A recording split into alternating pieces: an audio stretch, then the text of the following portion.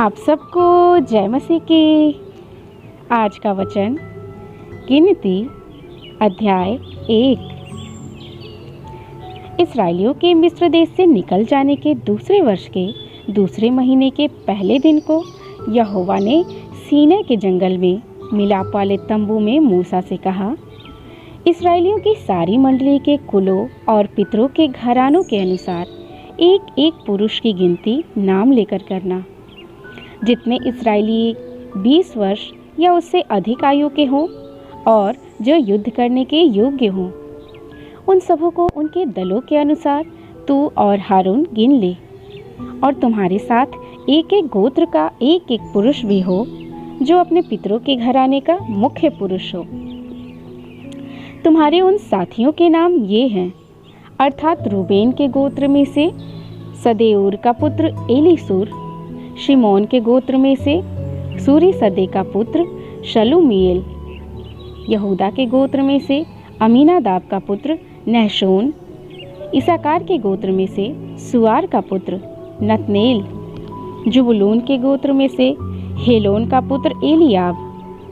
यूसुफ वंशियों में से ये हैं, अर्थात इप्रेम के गोत्र में से अमीहूद का पुत्र एलीशामा, और मनश्शे के गोत्र में से पदासूर का पुत्र गमलीएल, बिन्यामीन के गोत्र में से गिदोनी का पुत्र अबीदान, दान के गोत्र में से अमीशदै का पुत्र अहीएजेर, आशेर के गोत्र में से ओक्रान का पुत्र पगीएल, गाद के गोत्र में से दूएल का पुत्र एलियासाप, नप्ताली के गोत्र में से एनाम का पुत्र अहीरा।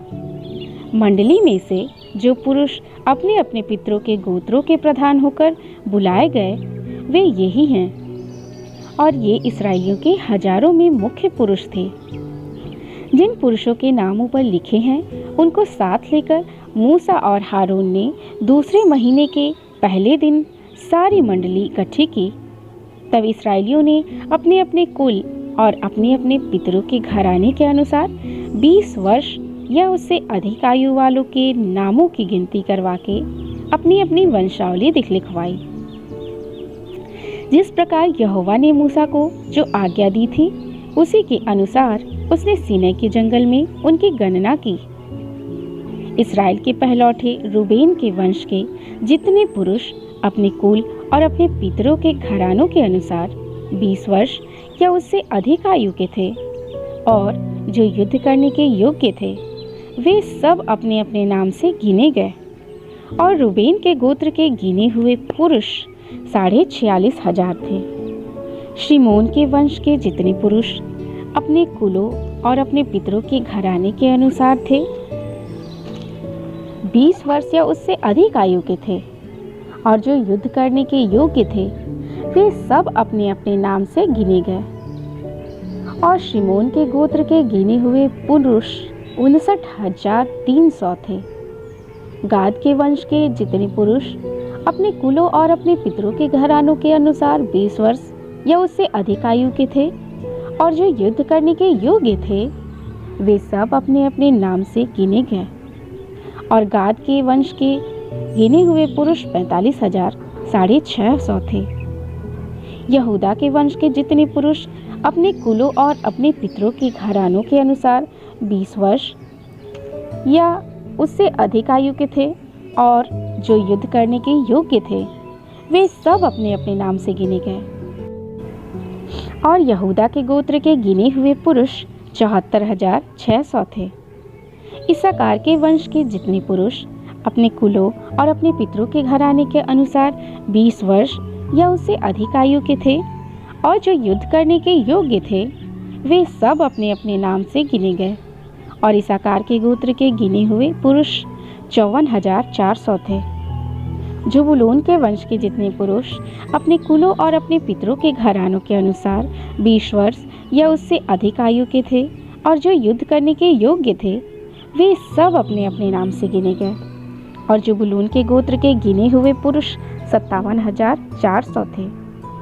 यूसुफ के वंश में से इप्राइम के वंश के जितने पुरुष अपने कुलों और अपने पितरों के घरानों के अनुसार 20 वर्ष या उससे अधिक आयु के थे और जो युद्ध करने के योग्य थे, वे सब अपने अपने नाम से गिने गए। और इब्राहिम गोत्र के गिने हुए पुरुष 40,500 थे।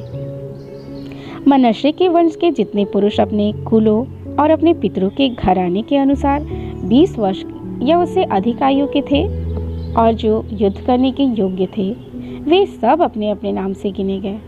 और मनश्शे के गोत्र के गिने हुए पुरुष 32,200 थे।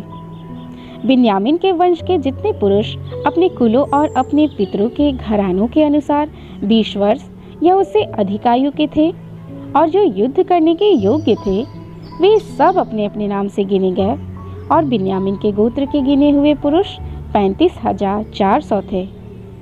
दान के वंश के जितने पुरुष अपने कुलों और अपने पितरों के घराने के अनुसार 20 वर्ष या उससे अधिक आयु के थे और जो युद्ध करने के योग्य थे, वे सब अपने अपने नाम से गिने गए।